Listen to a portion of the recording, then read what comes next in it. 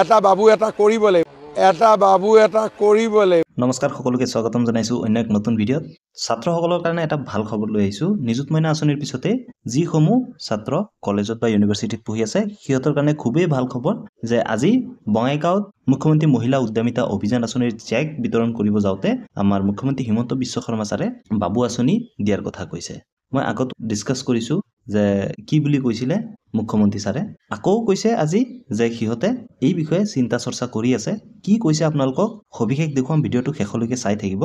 এই বাবু আঁচনিৰ অধীনত কিমান টকা দিব, কেতিয়াৰ পৰা আৰম্ভ হ'ব, এই চেনেলত আপোনালোকে আপডেটবিলাক পাই থাকিব। লগতে কি কি ডকুমেণ্ট জমা দিব লাগিব আৰু এই বাবু আঁচনি পাবৰ কাৰণে আপোনালোকৰ কি কি যোগ্যতা থাকিব লাগিব, কোনে এই আঁচনি পাব, সবিশেষ নেক্সট ভিডিঅ' কেইটাত আপোনালোকৰ কাৰণে লৈ আনিম। তাৰ কাৰণে এই চেনেলটো ছাবস্ক্ৰাইব কৰি থ'ব আৰু লগতে আমাৰ ইনষ্টাগ্ৰাম পেজটো আপোনালোকে ফ'ল' কৰি ল'ব, কাৰণ তাত যিসমূহ কুইক আপডেট হয় ইনষ্টাগ্ৰামৰ পেজত আমি আপডেট দি থাকোঁ।